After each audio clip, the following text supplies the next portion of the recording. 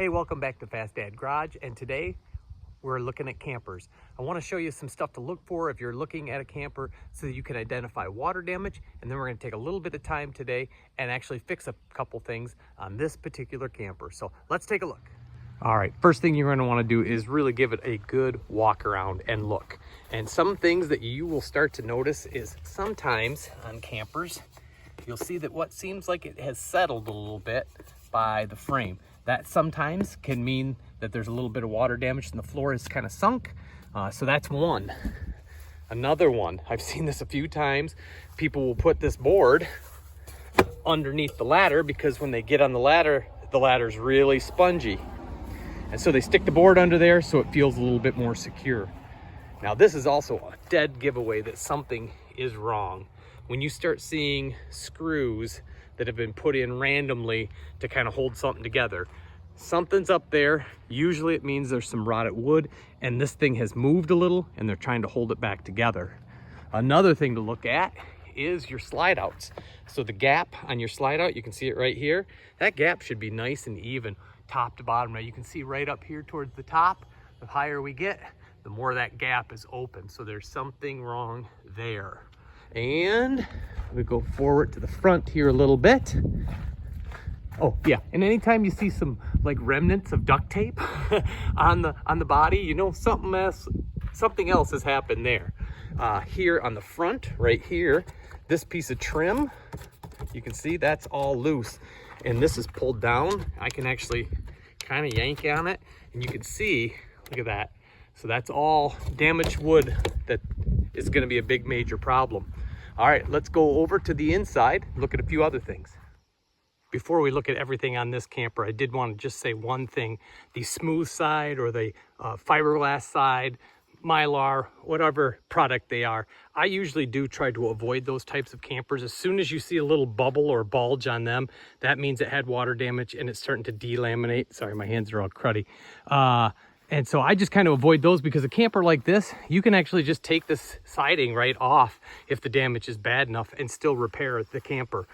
Those I have actually tried, and I'm sure somebody that's a lot more knowledgeable about that product can do it, but I ended up scrapping a camper because of that. It just had too much of that damage. The whole back wall had delaminated and the wood just looked like cardboard on the inside. So that's just the only thing I have to say about the smooth side campers. Watch for the bulges. They're going to be usually up in the tops, around compartments, windows, anything like that. Spots where a little bit of water gets in. So keep an eye out for that.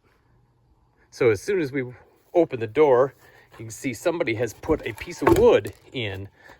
Now you might think, oh, that might be just for the step or something like that, but always double check. As soon as we pick this up, I can feel that the floor is completely squishy here, and when I step on the steps, I can see it right there. Hopefully you can kind of see the floor is moving with the steps. That shouldn't happen. So there's definitely some damage right here. I'm going to go to the lighter damage first. So in the front, if you remember, so this is the upper. We have not done anything to this camper yet, not even cleaned it out. So I showed you this corner, how it was kind of felt spongy. And if you come in here and look, you can see down there and in that whole wall area, see how the paneling is kind of rippled. Anytime you see a ripple like that, it's bad news. So you look up here, it looks pretty solid. Take your finger though and go along. Oh, see that? If you can do that, there is a major problem. That's some water damage. So it's worth going in, just taking your finger and kind of hitting along it. I would ask the person you're buying it from if that's okay to do, but if they say it's okay, then do it. You know, go along the edges. If you see a ripple, any kind of ripple or little bulges, that's really a good sign. The rest of the roof looks pretty good up in here, even through the bathroom area. It looks pretty good. Now we go out here. This is never a good sign. When you see any kind of water, you can see there's a little bit of a bulge going right here on the wall. Let me get down, maybe you can see it. So there's definitely something has happened there a little bit. And then we go along the ceiling here. Everything's looking pretty good till we get to about here. You can see there's a little wonky spot, and right there That's all real soft, real soft. It's almost like it's fabric. Here again, you can see it here. Oh, great, we got some bees. And then here's the big major problem. This one I poked at when I actually was looking at the camper. So you can see definitely some damage.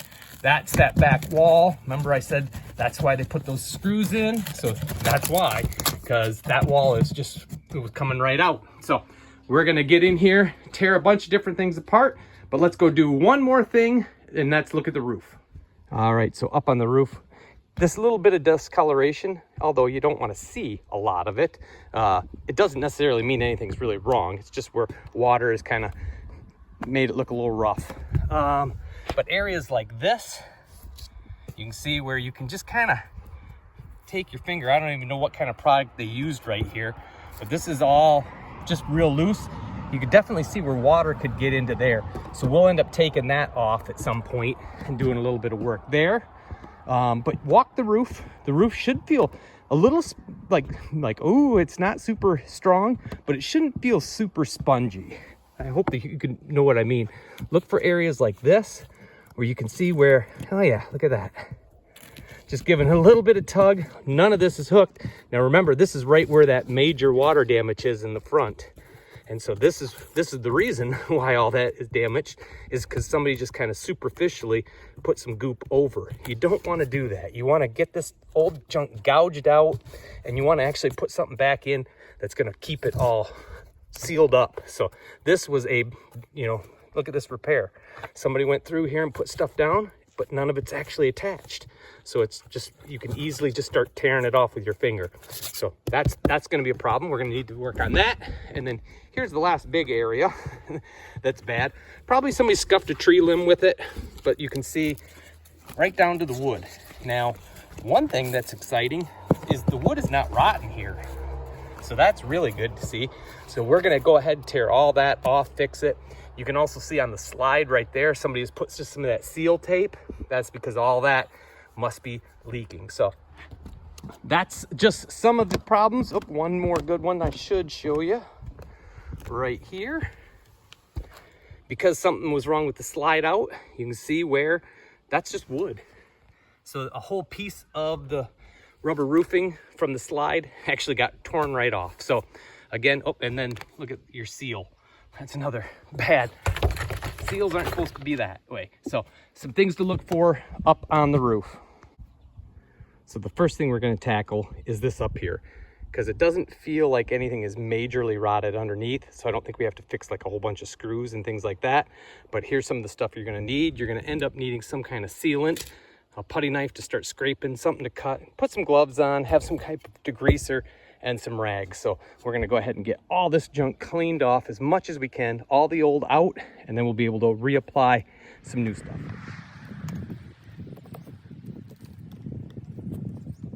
I thought I'd bring you in real quick on a detail. If you notice right here, I'm able to peel this goo off. This is just some of that self-leveling, but if you look at the steel underneath, it's very clean. I would say that some of that is some of the original sealant, and there was no leak right through here. So, but you come back here, you can see how it's a little bit more dirty. You can also see here that I can just push my putty knife right into it. So we're gonna pull all of this also out of this track and make sure that these screws are still biting into some good wood. Back to the demo.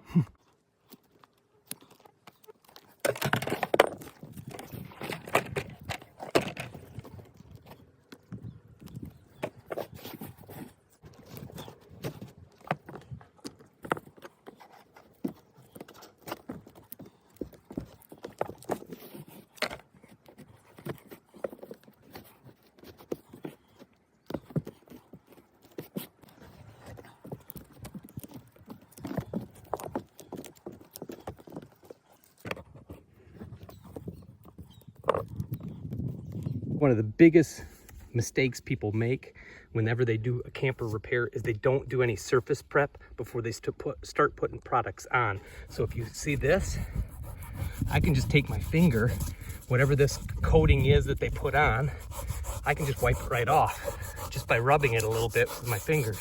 So that had zero, I'm gonna say, or minimal prep time to put it on. They just I'll put it right over the top. I've even actually been to a couple camper places and asked them about applying like this stuff here. And they say, oh yeah, just put it right over the top of the old, it'll seal everything in. I don't really like doing that. I like to get it all back down and get it as clean as possible. So let me finish this up. I'll get it cleaned off and then we'll pick back up. Because we could stick this in so easily in so many spots, I want to actually take that piece off. So get a little square drive bit. This one's an R2. And that is always a problem with these, is if they're not biting, they don't come out.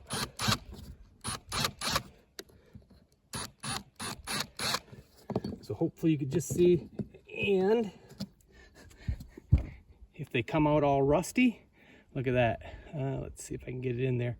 So that screw's almost half gone because it's rotted from being in the wood. So I like to have a little magnetic tray, just start stacking them up. So I'll go through and get all these off. We'll peel this out of the way. Okay, so we kind of thought we had it clean, but now we're into all that, which has got a lot of water in it. That's the butyl tape that sticks this down. So I just flipped it right off, and you can see lots of water. This is the thing that drives me nuts about campers. So when they build them, they flop the roof under. See if I can get this in the shot. So they put the roofing, the rubber roofing, under the steel. So when any kind of water starts to build up here, where's it going to go? If there's any leak, it goes right into there. Whereas if they did it the other way, I don't know. It just seems like it'd be better. Maybe the rubber would get cut by the steel. I don't know, but this just seems backwards to me. But unfortunately, I don't think there's enough material. I can't get under there to pull it out to fix it. But we are going to also take this trim loose and pop some of that up so we can get this open up a little bit more and get it really clean. So I am going to go ahead and take this trim and move it out a little bit so I can get this roofing back just a little bit more. So some of this I gotta think is just from water damage. We're gonna get it all cleaned out. But what's important is, number one, the decking here. This is all very solid across the whole thing. And this little board that these screws go into, even though they were rotted at each of the screws, the board itself is solid. So this whole front structure looks pretty rough, but it's actually not too bad. So we're gonna let it air out for a while and really see what it looks like after it dries up. The sun is shining, so it's a good day to do this. So when you get ready to start putting back down tape, there's a couple different types that are available. This one is just something from Menards. I like it. Butyl, spelled with no E, and then here, butyl spelled with an E. So this is the stuff that I ordered for the camper. And if you're gonna do a whole camper, just get a box like this. So this stuff is gonna be very similar to what's on your camper. But let's take a look at the Menards stuff. So which is better? Which should you use? Well, if you take a look at this, this stuff is definitely thicker. Now I'm sure you can order different stuff from Menards, but this is thicker. Definitely wider and thicker. This is, you know, pretty narrow, little guy stuff. But I will say they have both. This is a little piece of each of them, and they just, I mean, they blend right together. There's no difference in them as far as their physical makeup, seemingly. And so I would say you could use either of these products. If you only got something very little and thin to do, this might be right up your alley, and it was a little less expensive than this bigger stuff. So we got the plastic, I had to put it over it because I had to wait a couple days, and of course it poured rain. So now I'm going to take this off and see if this still is pretty dry underneath, or if I'm going to have a lot of water to clean up. Okay, it had actually dried up pretty good. There you go, you can see a little better. And of course I spilled some of the water that was held in the plastic. For the most part though, it's dried up. I'm just gonna leave it open like this for just a little bit longer while I get a few things prepped, and it should dry off pretty quick. All right, it looks like most of our water has dried back up, just sitting in the sun for a little bit. So the next thing we're gonna do is put insulation in, because you might have noticed right as soon as I opened it up, no insulation. So we got some right here. All right, our insulation is in. One thing I don't think I mentioned is make sure, like all this wood on the sides, anywhere, this is obviously coming out, anywhere where there is structural wood, make sure it's still solid before you put anything back together. All of this still is pretty solid. One thing I said early on was I did not like how the rubber goes under because the water goes right in. I still don't like it, and so I'm not going to put it back that way. So what I'm going to do is I'm going to clean this real good. I've got it just kind of stapled in place with the insulation under it. I'm going to clean it. I'm going to put a little bit of tape right on the edge just so that that rubber doesn't get cut by that edge. And then I'm going to go ahead and put my finished strip back on. Okay, so I got it cleaned. I put the butyl tape on. I put the little bit wider stuff, a little bit thicker. And so now we're just going to clean kind of the back side of this. I'm just going to take a little bit of degreaser and a rag, just kind of wipe it, and then we'll roll that back over. We know basically where the holes were, but we want to stay off those old holes. I'll show you how I'm going to do that next. Okay, here's the change that I'm making. I'm going from this, which was what was on it, that was a full length piece, to some of this, which is termination strip for rubber roofing. And I'll explain to you why that I'm gonna do that. So if you remember, this actually should have had like that that little cap. I'll put a little reference in. I can't remember what it's called, but it clips into this. Well, whoever had done the repair last time had just filled this channel up, and it actually pulled out pretty easily. But you can see at every screw, they rusted. So either water was coming up or water was going down.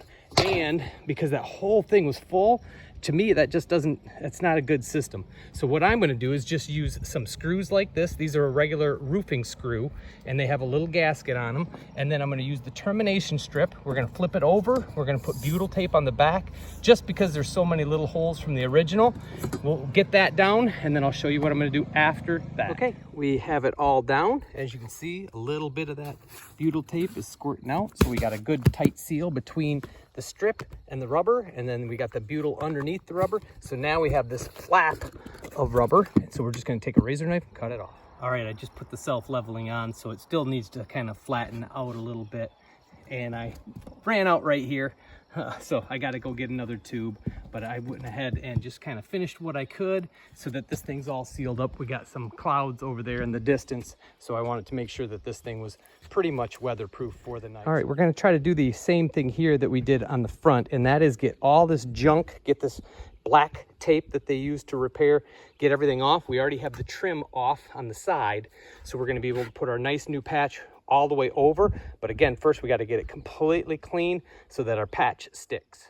All right, we got a bucket full of junk. So your first inclination may be to just kind of peel off just a very little bit. But what I did instead is measured how much my new patch material is going to cover.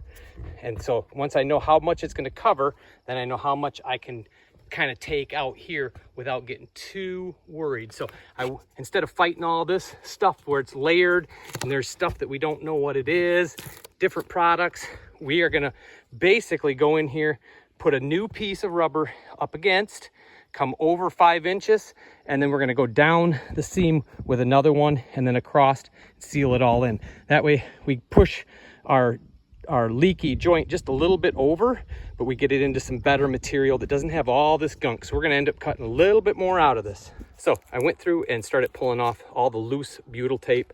Now I'm gonna go through and get rid of all the little staples. We've got our old material all cut out, so that's all gone, and we'll get this cleaned up. All right, I have our first piece cut. This is some 6-inch material, so we'll go ahead, peel the backer off that, and set it down. Next thing I like to do is take a roller, make sure we get this down so that it's nice and flat. So, like I said, we want at least 2 inches here. So we will just measure back. We'll put a mark at about, we'll go 2. We'll do that in a couple spots. That way we know we're getting the correct amount of overlap. All right, there we go. Now we'll do the exact same thing we did on the other one. Get this peeled back just a little bit and then start sticking it. We got a little bit started.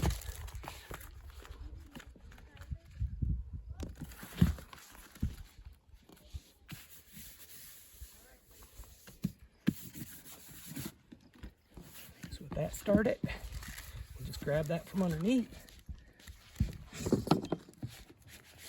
Get this so it's pretty well in place. Pull it and stick it at the same time.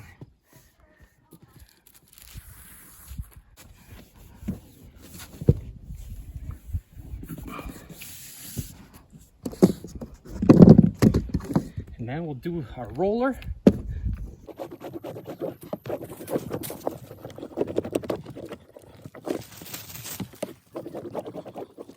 Next, we'll be putting back on our side trim, and then we'll put the self-leveler sealant on and seal the whole thing up. Earlier, I forgot to show you the sealant put down on the edges. So you can see right here, I put nothing because I've got that much overlap between these two pieces of patch. But here, we put the sealant all the way down, and this thing sat out all winter. And so that's why it's kind of dirty. Right now we got it back inside because we wanted to finish up some stuff on the slide out. So jumping back on it again, but this kind of gives you a rough idea of what it would look like after one winter of sitting out. So, but it all seems to have held on tight and no leaks. Oh, and just in case you missed it, there's the steps. We completely redid them, put all new wood in, got them all bolted down good so they don't bounce anymore. But anyway, that's it for this video, guys. I hope it helps you. You know, this was kind of a bigger project as far as the rot goes there and some of the rot up there. So I wouldn't tackle one of these unless you've done a few smaller projects. But again, thanks for watching. Check back. I think I have a slide out that I have to remove here in another couple of months. So check in. We might be pulling a slide out to completely rebuild the roof of it. So watch for that video.